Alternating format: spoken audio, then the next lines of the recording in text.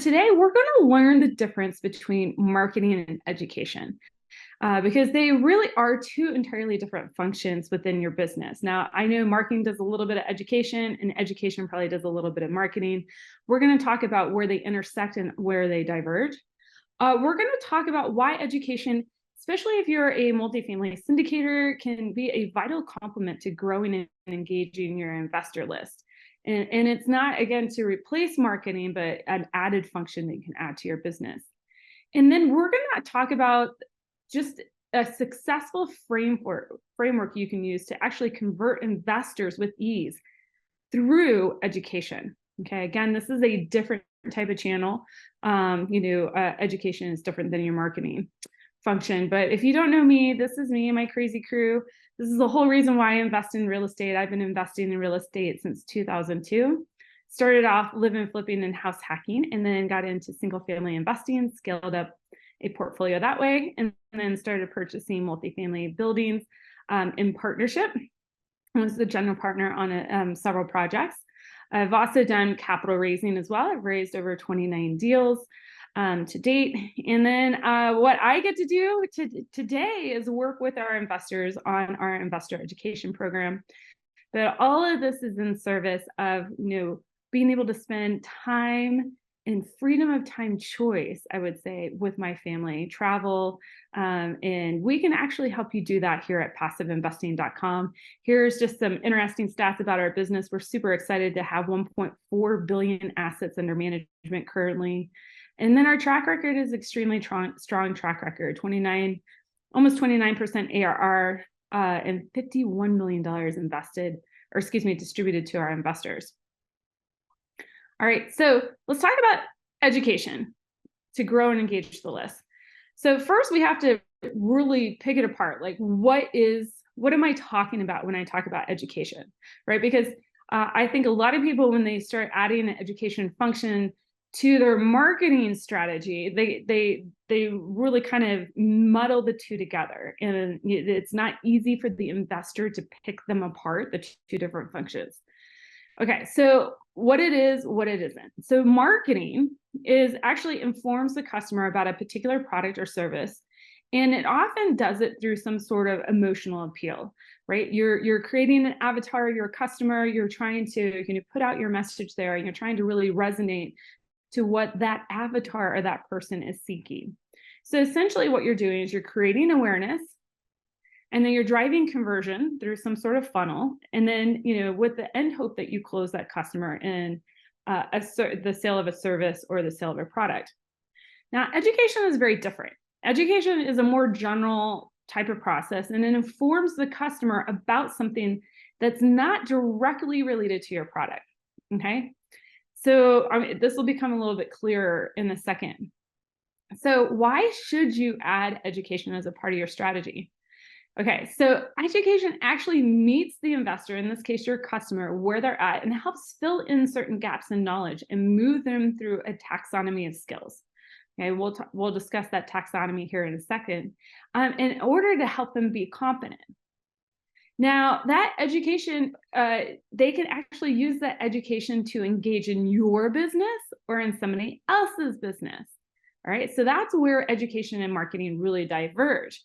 Marketing is about capturing, creating awareness with a potential customer, and then moving them through a funnel to where they become your customer. Education is a little bit different. You're educating that person, that investor in this case, about what your business is, what you do, the function of your business, and you're helping them fill in the gaps in their knowledge and skills, and possibly even networks. That way, they can actually say yes to your product, okay? Now, they can also take the education and use it elsewhere. It's relevant within your business and it's relevant outside the business. Now, it's this relevancy that I think a lot of people who are starting to incorporate education into their business miss, okay? And so this is vitally important. That education that you provide should be tied to your business and your business goals. So there should be some direct KPIs here, and we'll talk about how to measure this towards the end of the presentation. Now, remember, marketing is about creating awareness, driving a customer through a funnel, okay, and getting them to get to a yes, to engage within your business. Education is different. We're moving them through a taxonomy of skills. Okay, this particular taxonomy comes from education. It's called Bloom's taxonomy. When I was working in community health and pharmacy, I was the training and education director there. And this was a taxonomy that we use quite often. So essentially, this taxonomy, you guys can take a little screenshot. It's there on the right. We'll talk about the different levels of this taxonomy. Now, that might seem a little overwhelming for some people who are just starting to add an education component to their syndication business. So I want to give you a even more stripped down version of what you should be considering when you add education. And that is really what we're trying to do is match your investor where they're currently at. Now, people are going to come in all different types of phases, right? Some people have no idea what syndication is. Some people are on their 30th or 20th or 30th deal with you. But all that education that you're providing should match where that particular investor is at. You're going to move them one step further into their decision-making process. That's it. Okay, one step further. Okay, and then lead them through the rest of the skills over time. All right, so essentially how can we strip this down? Well, when you're putting together your programs, we can kind of divide them up in 101, 201, 301 type programs. Your first tier of program should be aimed at just remembering and understanding. This is defining terms, helping them understand where to look for the terms. That's it. That's all you're trying to do there. Now, the second tier of your program are going to be more skills, and we'll talk about that here in a second. We're going to talk about how they can now take what they learned, those terms that they should have remembered and understood where they can find them, and then apply them and use them in analyzation. And then where we want to get all our investors is that third tier. It was them being competent and confident to evaluate. So let's talk about the first tier. Remembering to understanding. How do we move that investor from the lowest rung? Because they have to remember what it is that you do in order to be able to engage with it. They have to remember, they have to be able to understand. Otherwise, you've lost them. They're moving on to someplace else. So here's some ideas, some 101 type of ideas, helping people remember terms, understand where to find them. You can do a YouTube show, podcast, blog articles, do little snippets on social media. You can hold like little small education meetups. If you're going to do a meetup and have it be like a networking event, make sure you add a small educational component to that event. And then also think about what you're doing when you go out and do other types of guest pods, blogs, and YouTube shows.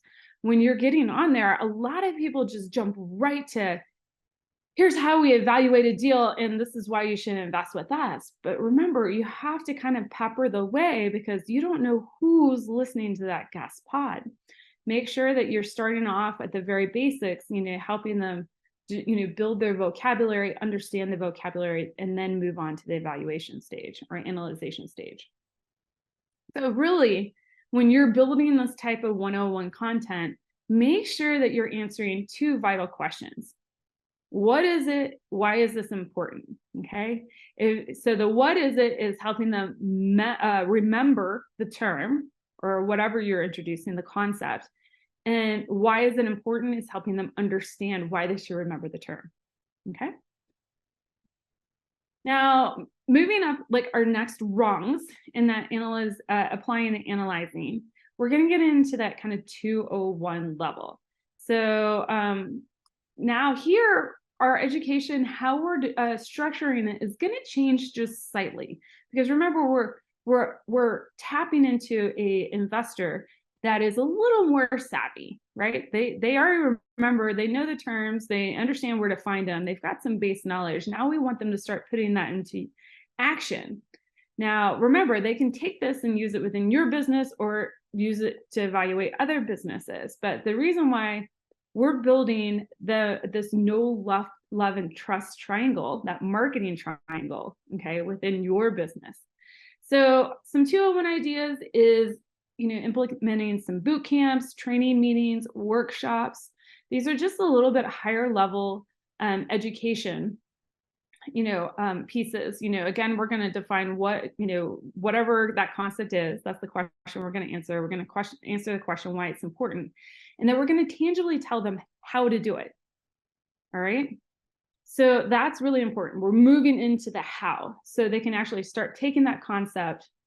They remember it, they understand it. Now they can start manipulating that concept and trying it out for themselves. Now we should qualify who comes to these programs. All right. So this is really these kind of type of 201 materials are going to be people that are already advertised to people that are already within your ecosystem. So remember, we're talking about how to grow and engage. This is going to be a really great engaging tool, these 201 type ideals. All right, now the next level up, okay, and this is approaching proficiency. This is where people are gonna, if they can understand what the concept is, or remember the concept, understand it, they can kind of apply it for themselves, and they feel confident there. Now they're gonna take it into evaluating your actual deal, okay? This is where that conversion actually happens. So if you're looking at your marketing funnel and you see a steep dive off with a particular investor, at some point in your information, the information that you give them, your marketing campaign process, consider adding in these educational tools to fill that gap, right? This is where education and marketing can come back together and really complement each other. So what are these tools they're evaluating and creating? Again, these can be higher level boot camps, again, where people can come together. They're, essentially being led through a workshop by you, but you're allowing them to interact. You're helping them build that tool, but you're allowing them to interact. You're showing them how to put it into action and evaluating probably something within your own company or something in the environment. You're showing them how it works. They get to see all that. They might actually, you might actually going to have them design the tool while you're working with them in that workshop, okay? Especially if you're doing like a training meeting or a live in-person meeting, you can actually go around the room and see whatever tool, maybe it's their due diligence checklist or something like that. You can see that, their design. You can also ask them to teach it back to you.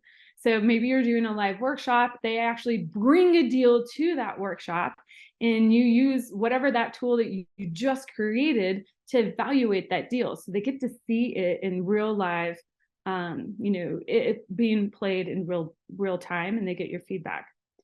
Now, again, all these questions, what is it? What is it? Why is it important? How to do it? We're going to start getting into those, design and teach back type components. But if those 5 steps are a little hard to remember, essentially go back. This is a framework that I learned in medical school: see, do, teach. You want them to see it, you want them to do it, and then you want them to be able to teach it back to you. Okay. And when somebody can start relaying that information back to you, that's when you know they're actually going to be able to confidently invest in a deal with you. Okay, so those are the 3 different types of layers. Okay, so we talked about what education is, what marketing is, where they diverge, where they come back together. We talked about why education is such a huge component, or you should consider adding it to your marketing process. Okay, so we talked about that why. We talked 3 different ways on how to do it. How can you take this investor through the Bloom's taxonomy, and get them to that higher confidence level of skills. But not everybody stays there. All right, so we need to have some sort of remedial system. Okay, and this may not be the investor as a whole. Maybe they get certain concepts around how to review the offering memorandum, but when it comes to taking a look at the PPM, they're completely lost. They just don't get it, right? This is what we want to do is create remedial systems in what we call a situational leadership capacity, meaning just because somebody is proficient in one area of passive investing doesn't mean they're going to be proficient in another area of passive investing. If you have your own team, I bet you Your investor relations is like, with your top-notch investors, they're like, yep, our investors get it. They understand how to look at the offering memorandum, the PPM. They're good to go on this. But maybe your investor services team is like, but they're just not proficient on how to engage in your back-end portal, keeping their banking account information up to date, keeping their tax information up to date. Okay, so this is, again, they're proficient in one area of skills, but that doesn't mean it translates into being proficient as in another area of skills. And so that's what we call situational leadership. We got to make sure that we're matching, seeing those deficiencies and filling in those gaps. And one way we can do that is with the remedial system. So this is really a way, of putting the system in place. Is just a way for investors to learn from you often. Okay, filling all of those gaps in those skills that they have. You can do this through your weekly, always have something to invite people to offer. That's what that little acronym stands for. So maybe you do a weekly masterclass or a monthly boot camp. Okay, whatever it is, something that's regular and people can show up and they know they can always get their questions answered of you. Maybe you have a weekly or a regular Q&A session. Maybe like it's a virtual coffee or something like that. You can drive people to that. This will help lessen also a million phone calls. Because if you can craft these sessions, remedial sessions, where people can engage into them and you can keep it on topic, now you have a recording that you can use for whenever that question pops up again in your business. Don't be afraid to repeat a class, whether it's masterclass or a boot camp. Repetition is the mother of all skills. Remember, our investors are extremely busy people. We're in this world every single day. Okay, we're working with this information, these topics, these concepts every single day. Our investors, they're investing with us because they don't want to do this every single day. They want us to take the reins. They want us to be the experts, but they do need to be proficient enough to where they understand what they're investing in. So don't be afraid to repeat concepts, maybe every 6 months or 12 months. Okay. Another way to kind of implement a remedial system is to have maybe an office hours every week where people can meet one-on-one with you. Maybe it's just a standard block of time on your calendar and people can pop in and pop out. I've seen that work well for some groups. The whole point here is just make sure you listen in all these remedial sessions. Make sure you listen, and I would say even with your weekly webinars, all your boot camps, ask for feedback. Okay. If anybody has feedback, have them post it to you in the Q&A section or of Zoom, or email you directly. Whatever it is, solicit feedback, listen to the feedback, and don't be afraid to iterate with that next whenever you implement that topic again. All right. Now, collecting data. All right. Remember, we said it at the top of the hour that education, it has to be tied to the business and the business goals. So marketing has KPIs, your education strategy should have KPIs too. And so there's going to be some things that are going to be more quantitative to measure, and then other things that are more qualitative to measure. Some qualitative or quantitative information to gather is how many registered for that particular event, how many attended live or clicked viewed after. Okay, you can, maybe it's like you click view and, watched in YouTube, or maybe you're tracking that link in whatever your CRMs is, say like ActiveCampaign or HubSpot. How many people are taking that conversion to the next step?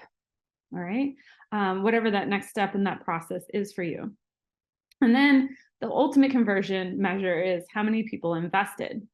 Now, this is where, again, education diverts greatly from marketing, because people can be engaging in your business to attain the skills. Maybe you're really great at education, but if your marketing channels aren't keeping them captive and creating a compelling case story for them to invest, this is where they got to, dovetail back together to where you make sure you're getting those higher conversions into investment. All right. Qualitative information to look out for, how many one-on-one conversations are you having? I would imagine that once you implement an education system, that you're going to have more one-on-one conversations with your investors, because they're engaging with you more. But you also, if you're getting none, you might want to scratch your head. A lot of people think, yay, I answered all their questions on the webinar. Did you? So I would anticipate your one-on-one conversations actually going up, not down. So you be ready to implement some of those remedial systems to take that load off for you. How many group conversations are you having? Are you able now, because you have a robust education system, get in front of more outside like meetup groups, investing groups? Because people like skill building, kind of that soft sales approach. Also, don't be afraid to launch internal surveys with your investors, people that are already within your network, to kind of get feedback on how your education program is going. And then you can also do external surveys, but remember, these people aren't yet readily in your ecosystem. So that's kind of my least favorite way of gathering feedback. All right, wrapping up, I'm going to leave just a couple of minutes for Q&A here. Remember, education is a complement to your marketing strategy, and again, should be tied to the business and the business goals. You don't be afraid to do some educational pieces that are tangential to the business, but look at your overarching plan. When you're putting all those concepts together, creating your content calendar for your education, you want, I would say, 85 to 90% of the topics directly driven at how your investors can move down that conversion funnel, become your investors. What are those skills that they need? All right, make sure to match, step, and lead with your investor. Okay, if you're new to your syndication group, if you're pretty new and you're attracting new investors, you can't just leap to 301 topics. You got to start off at the beginning and make sure people have the basics, the foundation, and move them through that taxonomy rather quickly. Okay, and remember, never stop learning, for yourself or your investors. There's always something new to tackle out there. There are your foundational skills. There's how the foundational skills are operating in the environment here today. There's also just, a wealth of topics that you can cover with, different market forces. Really, the amount of education that you can cover is really endless.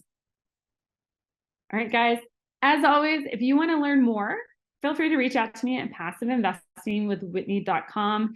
There you can get plugged into our Passive Investing Made Simple Masterclass and our monthly boot camps, and you get priority access to our deals. And if we have questions, Talia, I think we have a few minutes to take them.